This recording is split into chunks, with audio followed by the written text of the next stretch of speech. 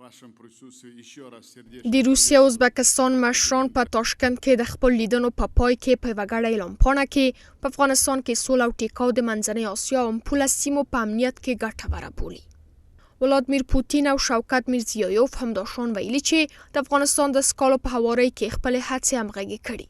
د هیوادونو مشرانو په افغانستان کې سوله او ټیکاو د سیمې او مرکزي اسیا د امنیت اړوند ګټور لامل په توګه په لومړیتوب کې بولي او په پام کې لري چې خپل هڅې د مسکو د مشورتي فورمات د شانګهای د همکاري سازمان او یو شمېر نورو میکانیزمونو په چوکاټ کې د افغانستان د سکالو د هواري لپاره همغږي کړي. اگر افغانستان امن باشه، صلح باشد، دهشتگری مسلح نباشن، رابط افغانستان به یک کشور و یک کشور رابط خود با افغانستان بیشتر خواهد ساخت و این به نفع هم افغانستان است، هم کشور همسایه و هم کشورهای منطقه. ثبات افغانستان باعث ثبات منطقه هست و ثبات سیاسی، امنیتی، اقتصادی و اجتماعی افغانستان باعث ثبات تمام کشورهای منطقه در فرمات مسکو و کنفرانس کشورهای شانگهای خواهد بود. اسلامي امارات له دې څرګندونو هرکلی کوي. کابل همداشان د سیمې د امنیت د ټینګېدو لپاره له هڅو ډاډ سپاري. ثبات و امنیت در افغانستان بالای امنیت منطقوی اثری مثبت داره و همچنان راه را برای ارتقای اقتصادی منطقوی فراهم می‌سازد و همچنان اتصال منطقوی را یقینی و دقیق می‌سازد.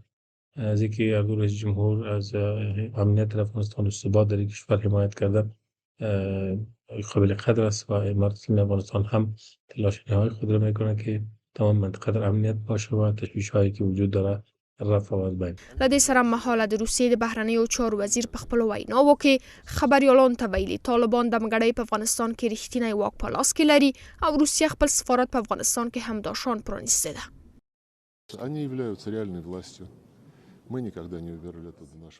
طالبان په افغانستان کې رښتینی واک په لاس کې لري خو هیڅ کله خپل سفارت له هغه ځای څخه نه دی ایستلی او د چین هیواد هم دا کار نه دی کړی. په همدې حال کې د افغانستان سفیر خپل استوارلیک د یو شمېر نورو سفیرانو سره یو ځای په بیجینګ کې د چین ولسمشر شي جی پینګ ته وړاندې کړ. قزاقستان هم په دې وروستیو کې هوکړه ونیوله چې هغه د ترهګریزو سازمانونو له نوملړ څخه حذف کړي. د ملګرو ملتونو سازمان د امنیت شورا طالبان یې د یو ترهګري سازمان په توګه اعلان نه کړ. دا څرګندونې په داسې حال کې مطرح کیږي چې مخکې د کابل تل ویلي له هیوادونو په تیره بیا د سیمه او ګاونډیو هیوادونو سره د سیاسي، اقتصادي او فرهنګي اړیکو د ښه کېدو غوښتونکی دی. کابل همداشان ویلي چې د اسلامي امارت بهرنی سیاست اقتصاد محوره ده.